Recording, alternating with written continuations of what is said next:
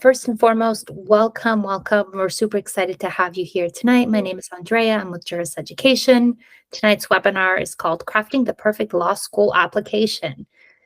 Before we kind of get into the actual presentation, I do have a couple of housekeeping rules. So first and foremost, this webinar is recorded, so you will receive a recording. In terms of how long this webinar, this presentation is being run, we're looking at 45 minutes to an hour. So the majority of that will be going over different topics, which I can show you. So we'll be covering a few topics here. So application strategy development, personal statement mastery, how to build your resume, and then insights from our admissions experts. So we'll be going over that. And then towards the end, what we love to do is leave some time for a Q&A. What does that mean for you? Well, you can ask any question that you may have, whether that be about applications, whether about the process, whether it's of the experiences of our two experts here, who I'm super excited to introduce momentarily, whatever the case may be. Now, I want to just take a quick moment to share a little bit about who Juris is and why we are so well positioned to speak to you about this topic. So what makes us the experts, why we do what we do. So we're a globally recognized law school admissions consulting firm offering comprehensive support from test prep to law school admissions and even exam bar tutoring. With a 94% acceptance rate, our students gain entry into the top law schools in the United States. Last cycle alone, our T14 acceptance rate was 34%, something we're very proud of, which is almost 6 times higher than the national average of 5.7%. We believe in starting the law school application as early as possible. So for our college sophomores, we offer pre-law advising and profile development. This focuses on building each student's professional cover letter and resume to highlight their most meaningful experiences and elevate their profile. To help candidates stand out, we assist in enhancing transcripts and GPAs, identifying organizations and internships, creating a timeline for LSAT and application prep, and then pinpointing specific areas of interest. Our goal is to help students gain a strong foundation and understand what schools are actually looking for while building a portfolio that sets them apart from other applicants. Now, while our counselors support students in building their profiles, we have LSAT coaches. These LSAT coaches work closely with students to provide personalized one-on-one tutoring. So our students actually take an LSAT diagnostic test so that the tutor is then able to assess where the strengths are and where the weaknesses are. This helps create a custom study plan structured for the days, weeks, and of course, months ahead. We tailor each approach to the student's unique needs and schedule, providing the right assessments and lessons as they become familiar with the test content, strategies, and of course, the format itself. We offer interim tests, I should say, which monitor and track progress. This allows us to modify study plans and build an upward trend leading to the official test date. On average, we see a 12-point increase with 45 plus hours of tutoring, and we offer a 165 plus LSAT score guarantee with our 60-hour program. Now, once we've helped shape an outstanding candidate, we support in creating the perfect application, a big part of why everyone's here tonight. So since law schools review applications holistically, we assist in every step of the process. Our support starts with a detailed profile analysis, diving deep into student stats and experiences. This then leads into the creation of a well-balanced list of target, safe, and reach schools. We also help build strong resumes, obtain letters of recommendations, et cetera, et cetera. Overall, our goal is to build the perfect candidate and application. We use every tool in our skill set to ensure that the products we create help our students stand out from the rest of the pack. One thing I should mention, I apologize, skipped ahead a little bit. A part of what we offer as well is our admissions counselors, such as the ones right on your screens, are also essay writing experts. So they will help brainstorm, outline, and edit your supplemental essays, personal statements until they are literally perfect. Now, we use these essays to showcase the best aspects of our students. So that could be connecting life journeys with the themes of each school they apply to. Again, whether it's a main application or scholarships, we offer unlimited edits because it's a tough process.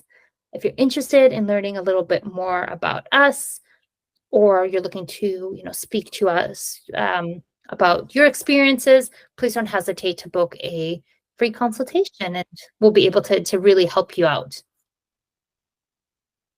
With that being said, I'll turn it over to your panelists for tonight to introduce themselves. Oh, hi, I am Mika MacDonald. I do admissions consulting and LSAT tutoring. I used to be a practicing attorney. I graduated from the University of Chicago Law School in 2015, and then worked as a corporate bankruptcy litigator for about 5.5 years. I came back to teaching. I left the practice of law during COVID. I had done teaching before. Came back. Now I do admissions counseling and essay editing as well. I think we have a lot of interesting stuff to say today. So turn it over to Jesse. Yeah, thanks, Mika. Hi, I'm Jesse. I am an admissions counselor with Juris. I graduated from University of Southern California, and I have approximately 8 years total of writing center consulting experience. I was an essay coach in undergrad for 4 years at Emory, and then again as a graduate student while at USC for another 4 years. And I know how stressful this process can be. I went to law school partway through the pandemic. I graduated in 2022, so I kind of got some in person and then some virtual. So I know how things have changed significantly since then, and I know how stressful that's made it, even more so than when I was applying. So I want to do everything I can to help you guys, and I think Juris is an incredible resource to help you get the best opportunity and the best increase your likelihood of getting accepted, and as evidenced by our statistics that we just went by, I think that that's really the case, and so I'm excited to speak with you guys today.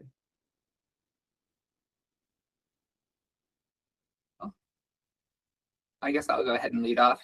We'll switch back and forth if that works. So yeah, crafting a perfect law school application. I mean, obviously no application is going to be perfect. We're talking about how do you maximize your chance of admission and maximize your likelihood of financial aid, because law school is very, very expensive. So obviously it goes without saying that you should actually look at the law schools you're applying to, right? Think about the cultures there. Think about, do you want to practice in that region? If it's a regional school, right? Think and tailor your stuff to them. If you have a dream school, think about what the dream school prioritizes, right? Go ahead and do some research on Reddit and a bunch of other websites to get you the sort of data and information you'd like. But definitely hit the ground running there. Strengths and weaknesses, right? Everybody has, I don't know.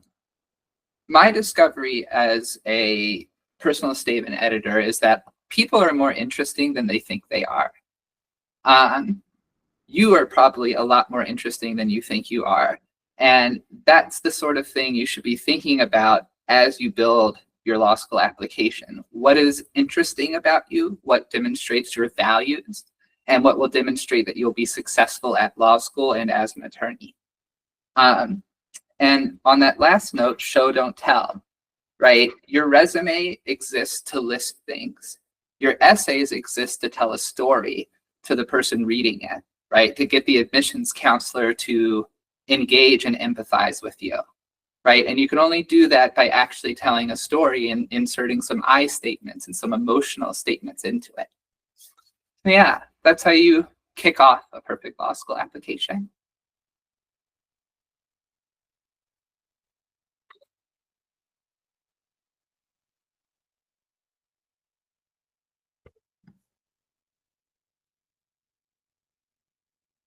All right, so crafting a compelling personal statement. Definitely start with a strong opening. I always explain to my clients start in media res, which means starting in the middle of the action, right? You want to make sure that the imagery is vivid and evocative and it catches the reader's attention, because think about it this way. The admissions committee representatives are reading tens of thousands of applications every year, every cycle.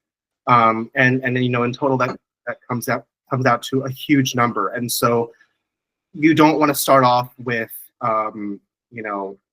just a laundry list of things that you've done. As Mika explained, your resume is for a bird's eye view of everything that you've done. Your personal statement is like your stamp. It's your mark, and it's your personal statement. It's something that is demonstrative of who you are and what you represent and what you want to do with your law degree once you graduate. And so a lot of people want to kind of compile everything into the personal statement and making it like super dense in that regard. And I think, you know, in terms of your approach to the personal statement specifically, think about depth, not breadth. Think about diving deep into a particular experience, probably just one experience, and illustrating and explaining why that pivotal experience kind of led you to your decision to go to law school, how it's made you the person that you are today, and then pointing to something in the future and suggesting, you know, what kind of area of law that you might want to practice in the future. And showcase your authentic stories. So be authentic, and that's not just for you. It's also because of the fact that being inauthentic will be very apparent, even if you don't think it might be. People are always thinking about what the admissions reps want to see or want to hear. And to a certain extent, that may be true, but it can't be the whole thing. You're not trying to sell a product. You're trying to explain who you are to them. And that requires quite a bit of introspection, and that requires you to be your authentic self. And that seems kind of cliche in a way, but to be truthful about it, I think, you know, it's the people that really open up in these statements that really come out with the best product, because you're never going to come out with a personal statement and have it be genuine and authentic if you're just kind of like manufacturing it in a way that is not genuine or is not realistic about or reflective of who you are. And one way to do sort of like a checkup on to see if it is authentic or not is to ask people in your inner circle, whether it be your parents or your close friends, to read over it. And if they say, hey, this is like pretty accurate, that's a good sign. But if they say, hey, this is like made up, and they know you very well, you know, that might be a sign that you're not on the right track. But keep that circle small. Don't ask just anyone. It's better to have people, you know, that who really know who you are, that can really provide you with that pointed feedback.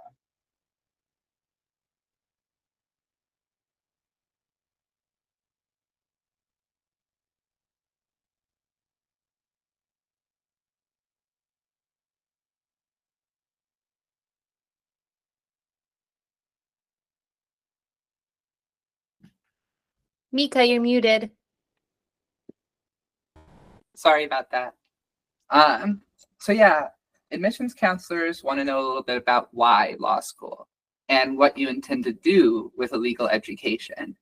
And you also don't need to like inflate that or make it the biggest, most majestic thing ever, right? If you generally want to be a senator and that is your goal, then yeah, put that down. But don't feel like you have to put things like that down just to get admitted to a place, right? Law schools know, especially if we're talking about like P14 law schools, that the vast majority of their graduates go into big law, right? That's just what they do. And so as long as you can create a good, convincing and meaningful narrative about why you want to be in law school and be an attorney, that's what matters, right? And yeah, personal statements are usually limited to 2 pages. Most law schools tend to enforce that. Some do word limits, some allow like up to 4. It depends on the law school. But every sentence should count, regardless of what length is allowed, right? Really think about how each statement and each paragraph contributes to the overall story, overall narrative that you're trying to tell, right? And ask yourself, especially this question, am I going into too much detail because it's hard for me to describe this concisely? In which case, that's an editing thing, and it's also what people like me are here for. But making sure you use every sentence makes your personal statement much more powerful and engaging to the reader, right? And you really want to strive for that because, as Jesse mentioned, these officers read hundreds, even thousands of these essays a year. And so being able to connect and keep them engaged is really important. Okay.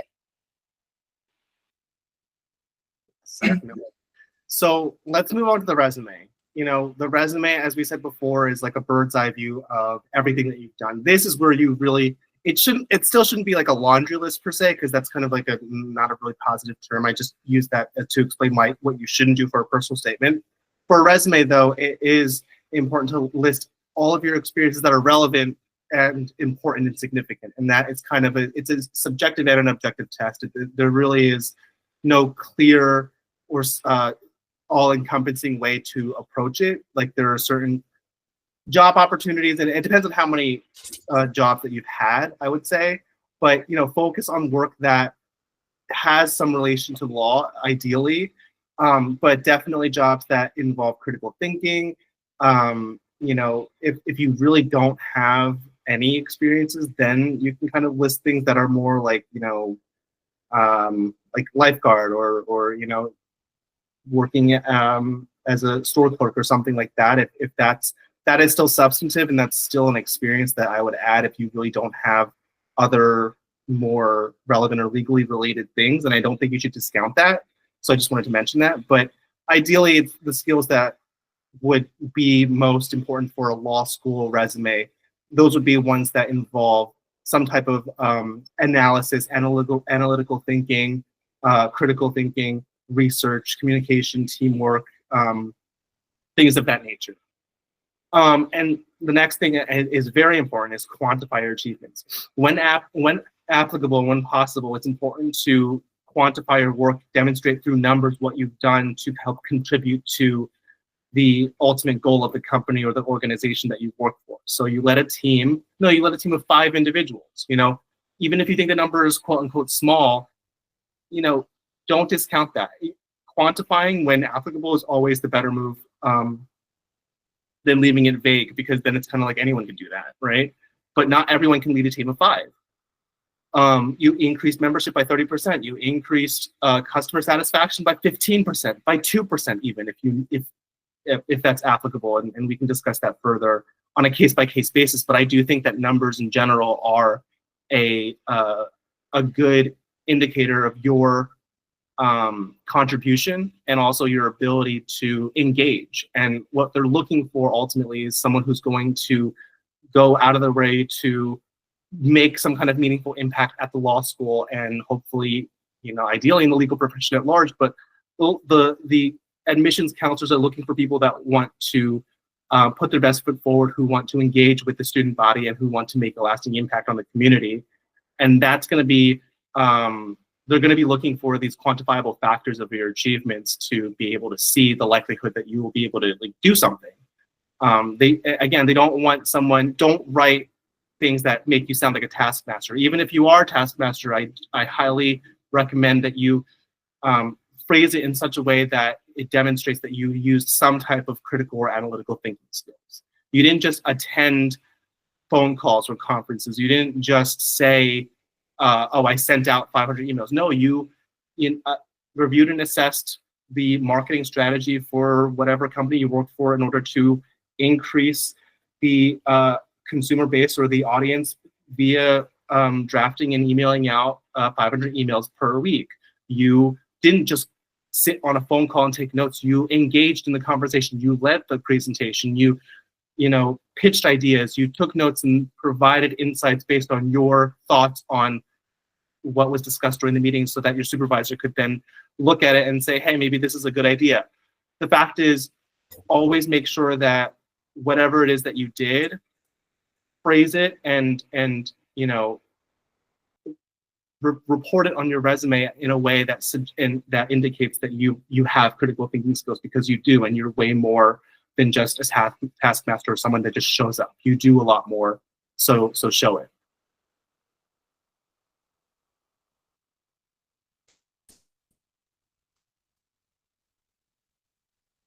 All right. So kind of building off of what Jesse said, right? You want to emphasize academic and leadership roles, obviously.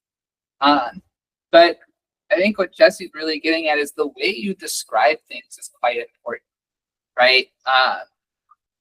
You can make stuff sound more impressive than you think it is, but maybe that is actually how impressive it is, right? Always be describing stuff in the way that is most effective at building interest in what you did.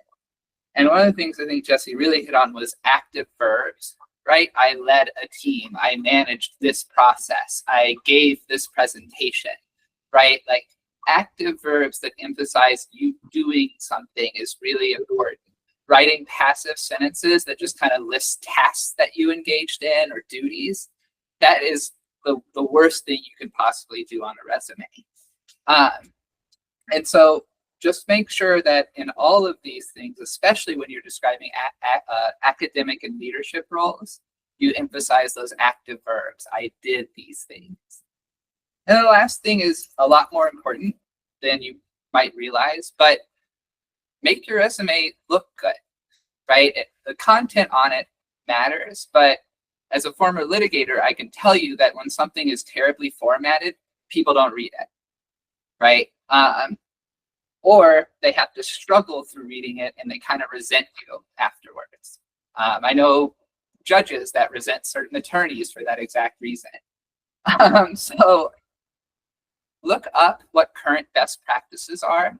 There are lots of websites out there that have templates available, right? Don't use the template that was normalized 15 years ago. I see a lot of students still coming out of college using a format that was optimal 15 years ago when word processing equipment was much worse than it is now, right?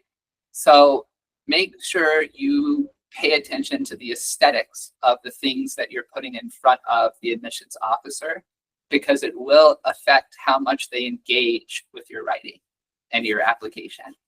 Yeah. Turn it back over to you. Yes, thanks, Mika. So what law schools are really looking for? They obviously test scores and GPAs are important, but at the end of the day, there's going to be more people than can be admitted based on just those statistics alone. And that's why they seek more than just those statistics alone. They look for well-rounded candidates. They look for people who demonstrate leadership. As Mika explained, you know, it's always important to shape things in a way that is most engaging to your audience, to your viewer, to the admissions counselor, and to demonstrate that you took an active role in whatever it is that you did. Even if it's, you know, if you think it's more passive, don't frame it that way. It's probably more active than you actually think. Maybe you're underestimating yourself. You don't know. And your counselor, should you join us at Jurors, would be able to walk you through that. And I think it would benefit you greatly to be able to speak with someone on the Jurors team to walk you through how to frame it best. Connecting with admissions experts, you get insider knowledge on the specific schools, and you position yourself as a strong applicant that way. So making sure that you engage with us when you speak with us to ask questions and to understand how to best frame whatever it is that you did. You know, again, just never underestimate your capability or the things that you've done. And I've seen that time and time again as people are like, oh, I just interned, I didn't really do that much. And then they explain to me what they've done, and it's like, you drafted memos, you reviewed, like you conducted legal research, you did a lot of stuff, you used Lexis, and you're not even in law school yet. Like, come on, you've done a lot of things, and don't cut yourself short. Make sure that you you know, relay to us if you can't or don't know how to frame it in a way that's very, you know, dynamic and attention grabbing. Relay the information to us, and we'll help you frame it, and we'll come up with a solution and a plan together to create that well-rounded picture that they're looking for. Because again, at the end of the day, the admissions people aren't just looking at test scores. They're not just looking at GPAs. They're looking for those things in addition to someone who demonstrates leadership and someone who has that X factor for the student body.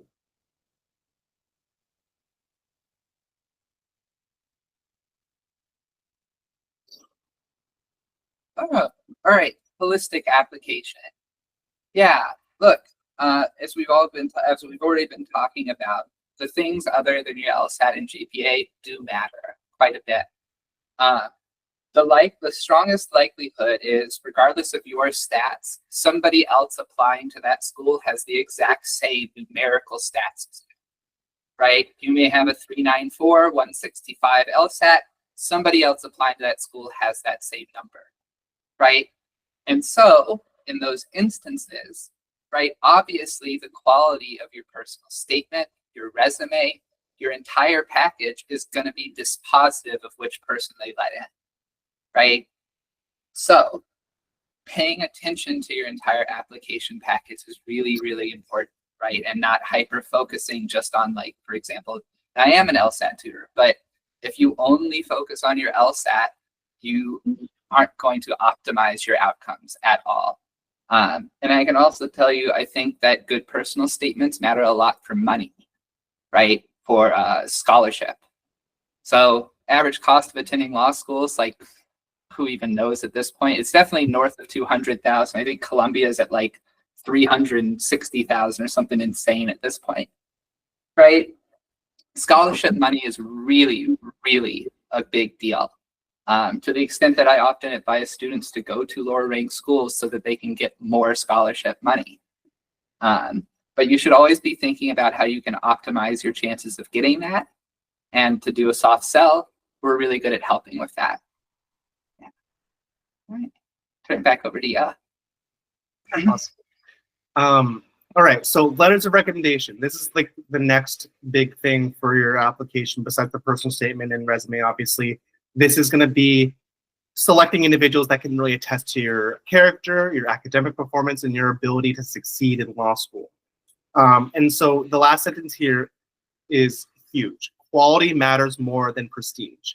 So oftentimes, if you're, there's two different bases, I would say, when speaking to you guys in terms of how to approach letters of recommendation. There's the people that are still in undergrad and are going to be KJDs, that is the kindergarten to JD, that pool that goes straight to law school from undergrad. And then there's people who are like more far removed from undergrad and therefore are probably going to get recommenders that are, employers or someone, a supervisor or something like that from a professional student. So let's start with like the undergrad group of people. I would say, there are a lot of people that think that it's always good to go to the professor where they got an A+ in their class. And, getting an A in a class is good, but again, the quality of the recommendation is going to be incumbent upon how well that professor knows you and how well they can attest to your character, your academic performance, and your potential for success. Getting an A in, a seminar your freshman year for a professor that you've never met one-on-one with, you never went to office hours with, but it was a really easy course, or even perhaps you just did really well in the course. It could have been hard, and you got an A+, and you ask the professor for a recommendation. What are they going to say? They're going to say, that's fine. I can write, hey, this guy did really well in my class. But what else can they say about you? Not much, because they don't know anything about you. You never went to them and they never had like an actual individual conversation with you. So even though you got a really good grade in that class, that's not a very high quality recommender. That said, you could very well have gotten a B in a class, right? A B in a class that had like 12 individuals, and it was a very rigorous class. It was like, maybe it was business law, and that, like a seminar in business law, for example, in undergrad. And even though you didn't get an A in that class, that recommender maybe knew you very well because you went to office hours, because you asked a lot of questions, and they saw that you had that tenacity and that grit and the ability to push yourself, even though it was you struggled with it, and you did decently well. Maybe you got a B in the class. That would be a better recommender than the A+ professor. Those are two examples that I've seen before. And one of those examples is actually my example, because I took a class with a business law professor in undergrad, and I didn't get an A, I got a B, but I worked really hard. I went and asked a lot of questions, and she wrote a glowing recommendation letter for me, and I'm forever grateful to her for that. And that was a better option than going to someone who had no idea who I was, even if I got an A in that class. So that's where the quality matters more than prestige kind of comes in. So when we think about, the same thing goes for people who are out of school for a while and have been working. Go to the CEO or the boss that you had a really close relationship with, who knew you, who worked with you on a daily basis, or interacted with you frequently and can attest to your work product. Those are the people that are better. Don't go to the boss that you never spoke with, who's just like, maybe he's like a CEO of like a huge company, but you never spoke with him. So what is he going to say about you? He's not going to be able to say much, or she, So keep those things in mind. Don't just look at the title of the person or the grade that you got. Look at the quality of your relationship with that person. And then what do law schools expect? Admissions committees are always looking for evidence. that's a huge thing in the law. It's a huge buzzword, but it's also true in the context of admissions. They're looking for people who are curious, who want to lead, who want to be able to, make their mark and are itching to do that, who are willing to and very interested in cutting their teeth on something new. So strong recommendation letters should reflect that. They should reflect your ability to overcome challenges, your resilience, your grit, your adaptability, and your commitment to bettering yourself and being a formidable and a strong and astute lawyer in the future. So we can walk you through how to draft sort of like emails to your professors or your recommenders to ask them, to write something about you. We can give you the materials for that. And that can really set the stage for a really strong letter of recommendation, which can really push you over the edge to get you into that coveted spot at the school that you want to.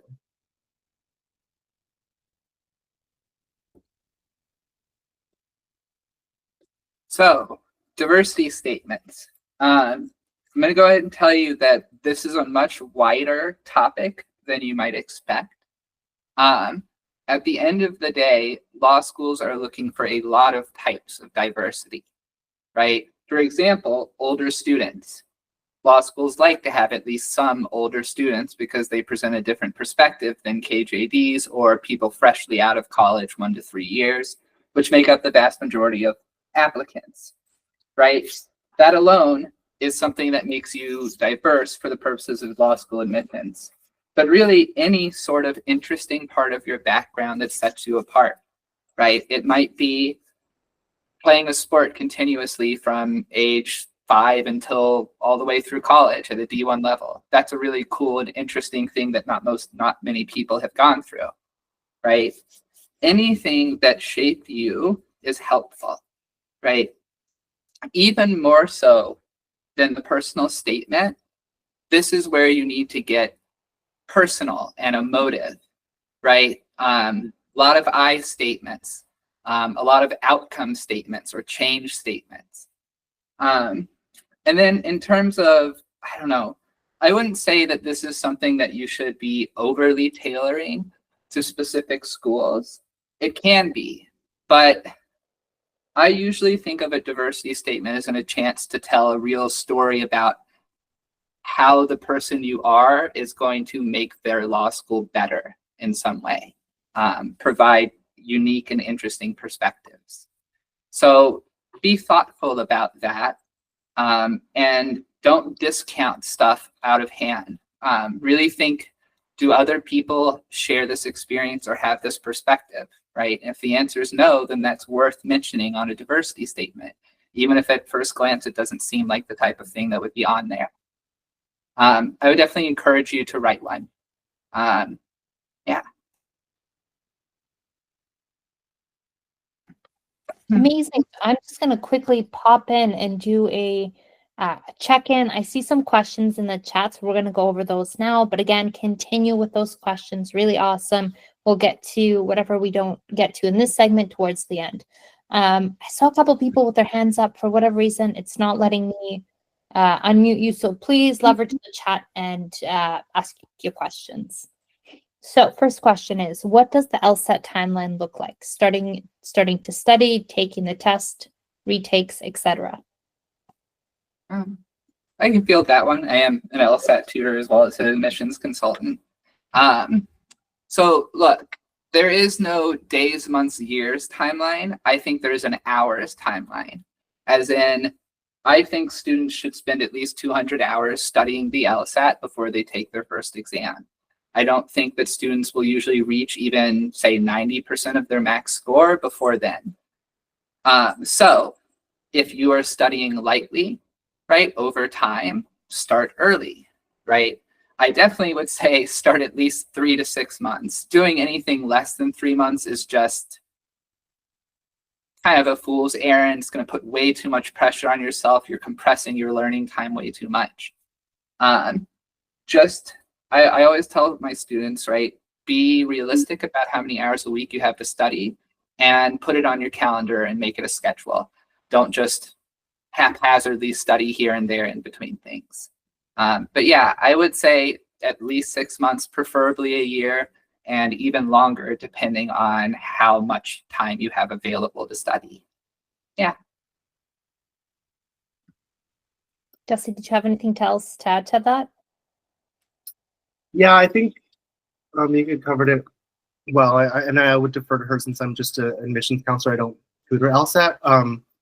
But I would highlight that if you are taking it, if you've taken it multiple times and you're taking it again, just really focus on those weak areas, work with your tutor and kind of pinpoint what is causing you. And you know, I recall with each section there's like specific types of questions as well.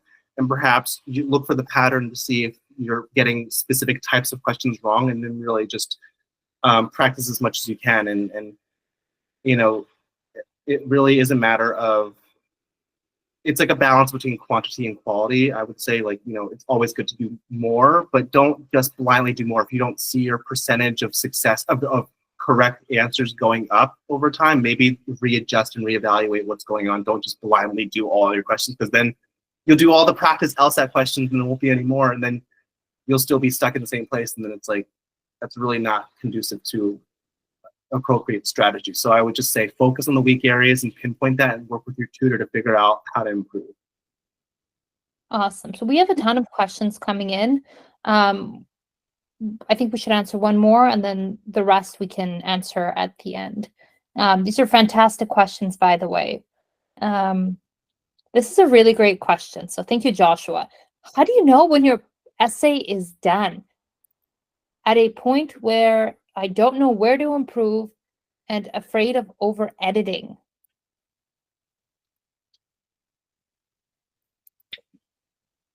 Jesse, you want to take the lead with that one? I think I need to think about that for.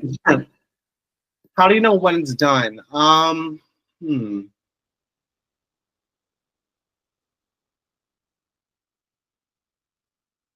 That's a good question. I would say it comes down to when you work with your tutor, your consultant, and you have gone through enough iterations of what your personal statement has been and what it looks like. And you know, with each iteration, like the difference between the first and the second draft is going to be stark, I would say, right? I mean, that's generally how it is, because that's when you make all your mistakes and you fail forward. And when I say like fail forward is that you make the mistakes such that you can learn from them and then kind of mold it slowly into the version that you need it to be.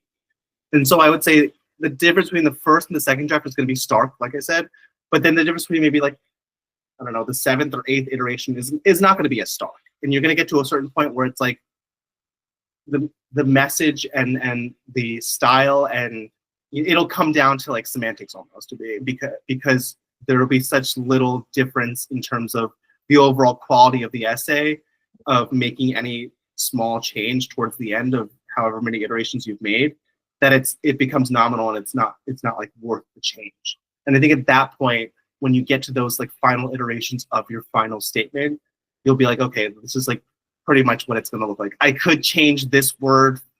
I could change like, you know, an adjective here or there, but at the end of the day, the quality is going to be about the same. And this is like very good work overall, and it's not going to be substantially better. So that's when you're ready to submit. The biggest issue I have is when students doubt themselves after we've worked for like, you know, weeks or months on getting to a certain place, and then at the last second they change everything on their own and then they submit. That's really bad, and that's actually happened before. And I caution them and I tell them, I beg them, don't submit something that you just made up at the end because you got cold feet and you don't want to submit what we worked very, very hard on. And that happens sometimes. Just be confident and know that you put your best foot forward, you work closely with your tutor, and this is good quality work, and submit it once you've met that threshold. Don't second guess yourself and then regurgitate and do something completely different and then submit without telling anyone. That's not okay. And that's not going to be a recipe for success. I mean, it's ultimately your application, so it's okay in the sense that you can do whatever you want with it, but what's the point? I mean, you work with us for a reason, and we want to give you a good result. And so yeah, just be confident at the end.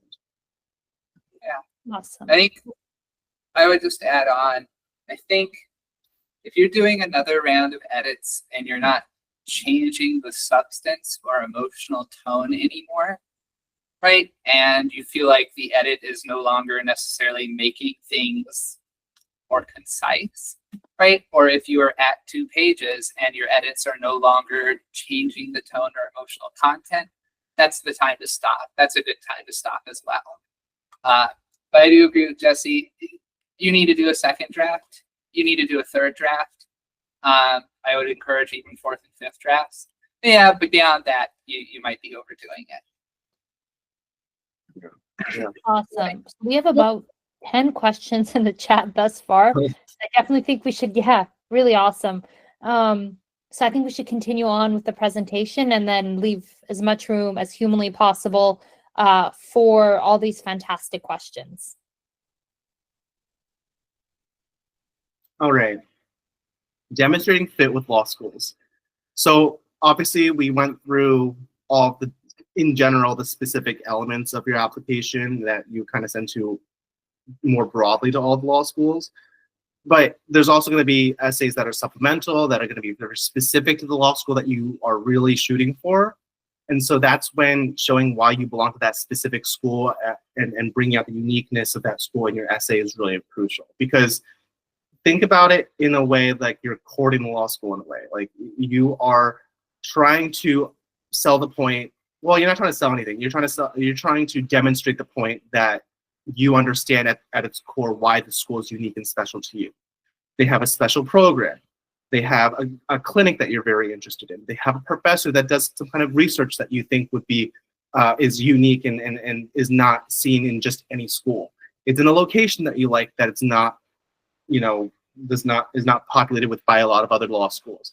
There are reasons and ways to make the law school admissions committee not only understand that you are a good fit, but also to, in a way, feel special, because everyone wants to feel special, and especially a law school, that you are really trying to, get in their good graces and have them admit you. You want to make sure that you demonstrate that you've done your research and you know what the school's all about, and you're not just applying to the school as if it were some random school. This school is special to you, and that's where the element of showing that kind of respect and the fact that you've done your due diligence really comes in and is important.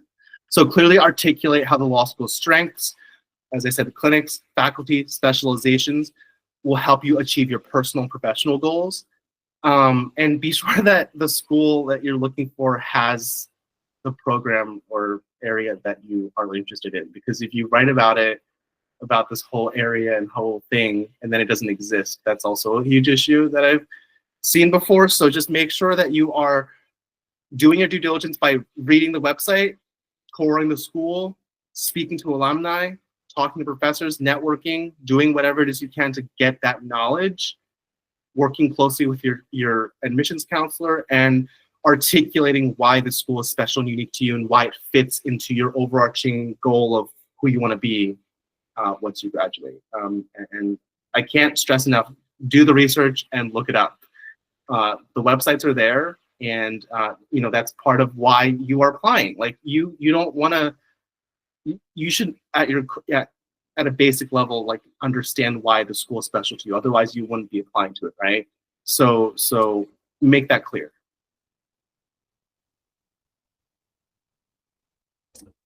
So we both talked about this already, but yeah, be organized.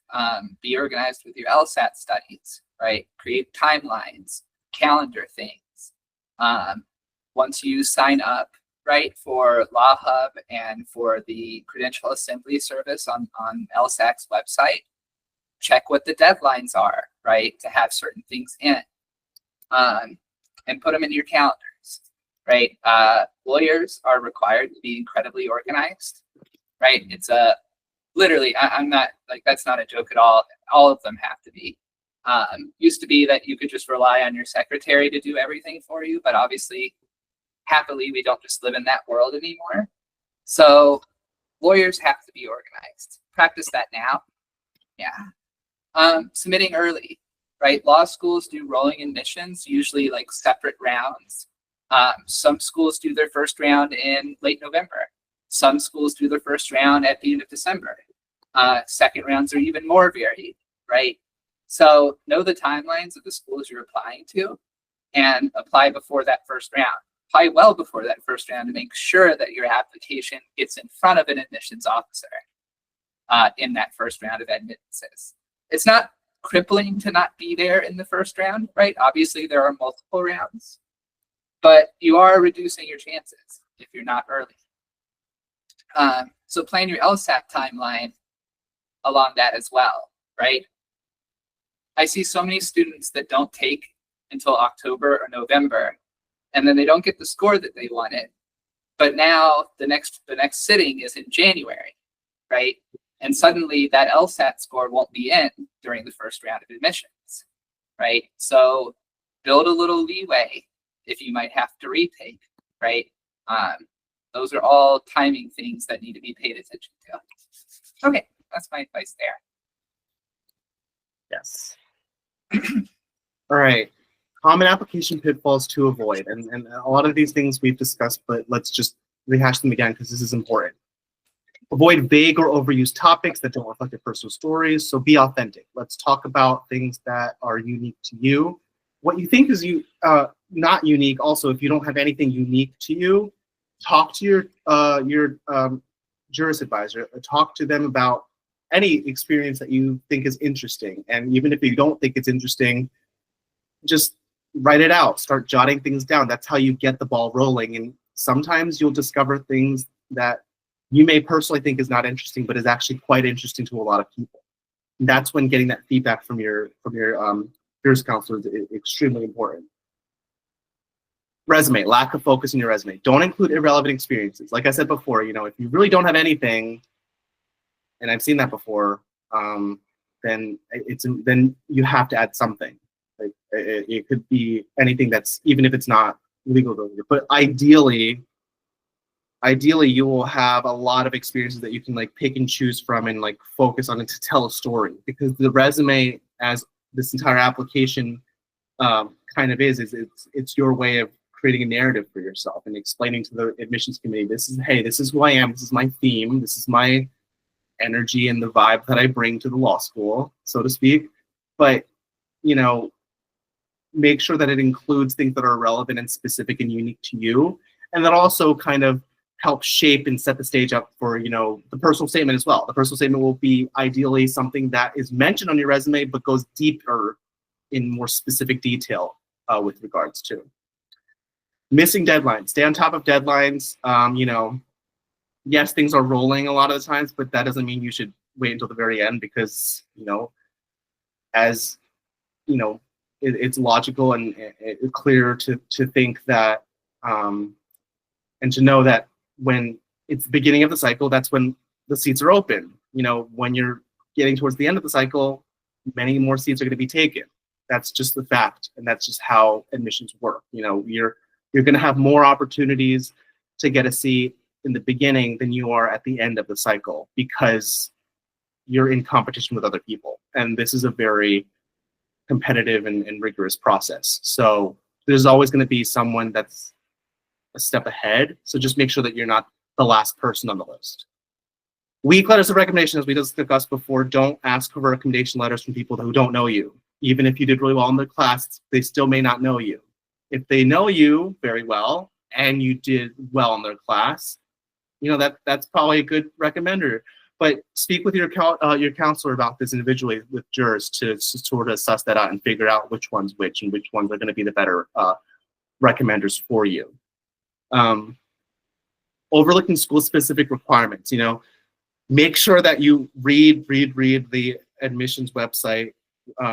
You read what is required in LSAC, and you read the school's website to see if they have a supplemental essay. There's so many times where the student will literally not know that there's another essay to write, and then the deadline will come and it's like, you didn't finish this core component of the application. This is extremely important. I mean, we'll still get it in, but it gives us a much shorter amount of time. So make sure that you know what it is that you're sort of applying to it and what is required of that application. Each one's different, each school is different, and some schools have more requirements than others. So make sure that you understand that.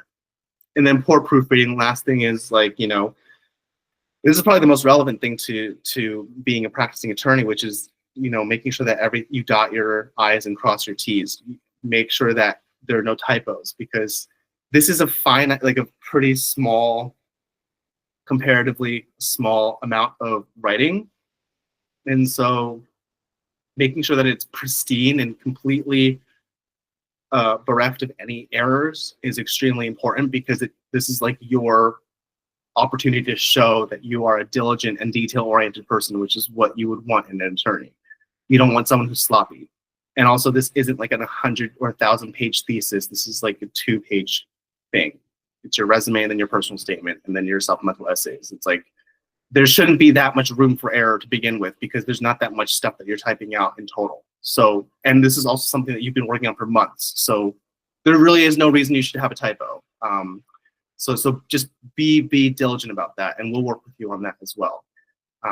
And we'll make sure to read over everything together so that you don't have that.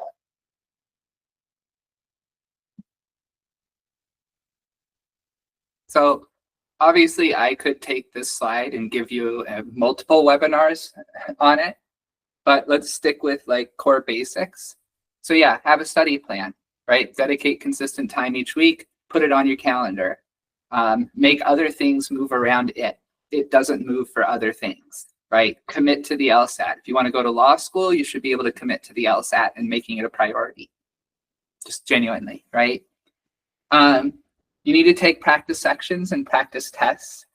I run into students that love to obsess about one question type at a time, but when you take the real test, you have to do all of the question types, and you have to be able to switch between them fluidly and use the different approaches that are appropriate to each question type, which means your brain has to reset after every single question, right? And that imposes an extra layer of difficulty that you will not be able to fix or handle unless you actually take practice sections and practice tests under score-like conditions or test-like conditions. And yeah, I think we mentioned before, law school is really expensive. The LSAT is arguably the most important thing in your application package. Obviously, we've talked about other stuff today that is wildly important, but your LSAT is too. And getting 10 more points on the LSAT, or even 5 more points on the LSAT, could be 50 grand in additional scholarships. And in fact, that's the general rule of thumb. Every point is worth another 10 grand in scholarship money. So consider investing in professional LSAT prep. If you get a good tutor, it will be worth it in terms of the schools that open up to you and the scholarship money that opens up to you. So we do that, and I think we do it really well, and it's something you should reach out to us about. Yeah. All right, I think Mika covered this a lot. So navigating financial aid, scholarship, research grants, look for merit-based aid when it's offered by law schools. Sometimes in certain schools will literally just give it to you like after the fact, after you're admitted or get the offer letter. And that comes part and parcel with the admission, but oftentimes there are also separate essays that you need to write and opportunities that you can find online even that aren't really school specific. So do your research, especially if financial is important to you. That's something that you should bring to your counselor's attention, and also work with them and ask questions and have them help you proofread and draft those scholarship essays, because that's another opportunity for you to get money that's literally there. And there are certain counselors who will tell you that schools have a certain amount of money that they have allocated for these specific scholarships that are just like they're waiting to use it. But sometimes people don't draft the essay or bother to write it because they think, oh, someone else is going to get it. Like, no, and then the money can't go anywhere because no one's applying for the scholarship or no one's writing the essay. So don't overlook that. Don't overlook those opportunities. Don't just think someone else is going to get it. You can get it, and we'll help you with that. Lastly, understand loan options. There's federal private loan programs. I think most people do one or the other or both.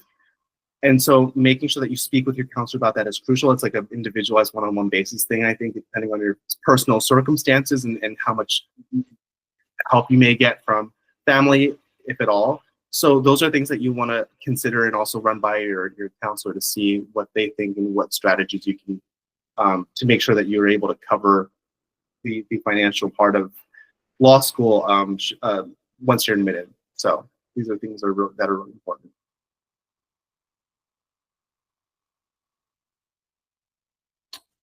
All right.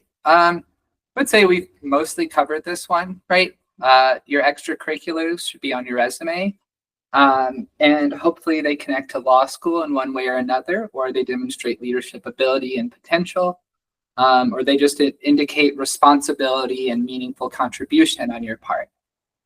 So showcase that when it's there.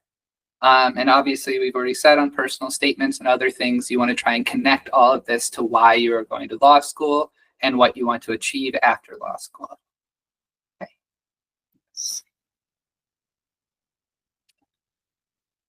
I'll hand that back over to you. So this is something I hit on before, submitting with confidence. Trust that you've prepared everything you can to create the best product. You've worked on this application for months. You've gone over it over and over again with your counselor. And so at the end of, when it's time to submit your application, don't doubt yourself. That's the worst thing you can possibly do. And as I've said before, I've had clients that do that, and they'll just send things out without even telling me, and after they've changed everything after all the work that we've put in. And it's not about me or the work that we've done together. It's about you, and it's about the fact that the amount of effort and time that you put in will come out in the work. And the work that you do with your counselor over a period of months is always going to beat out any slapdash thing that you throw together at the very end because you doubted yourself. And it's never going to be better just because you wanted to throw something together because you got cold feet. And I understand that from at an emotional level, like how stressful it can be to press submit. But it the logic doesn't really gel with me when it comes to, because you're still submitting it, but then you're doubting yourself and then writing something completely separate without telling anyone. That doesn't make any sense either. So I would just, suggest that you trust everything that we've done together. You've put in the effort, you put in the time. So when it's time to submit, do that with confidence. And that comes also, I think, as part of being an attorney as well. Sometimes, I remember when I first started, and I'm still rather new to the profession, but I know that first time I was in the courtroom, I was very nervous and scared. And I think anyone in my shoes, my classmates and peers were also similarly scared. And I think half of the game, 50% of it is just faking until you make it, being confident. And even if you're not confident, just telling yourself and assuaging your anxieties and fears and just knowing that you have a huge support system behind you. You've come a long way, and you've put in the work, you've done your due diligence. So it's out of your control now. This is the product that you have arrived at.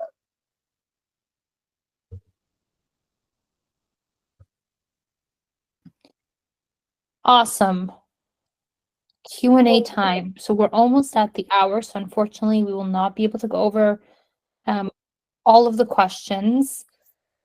Yeah, the questions are just coming in. So I'm so sorry. We won't be able to get to all of them. But what I will what I will do for everyone is everyone will receive a recording of this webinar. And within that recording, I'll include relevant, articles, blog posts, anything that you may need to answer some of these questions. There's a couple questions in here about, length of resume. We have actually resume templates you can download and use, which are really great. If I do say so myself, there's a ton of really awesome conversations happening in here. Again, unfortunately, we won't be able to get to all of them, but I will try and get through at least some of them now, if Mika and Jesse are okay with 5 more minutes or so of their time.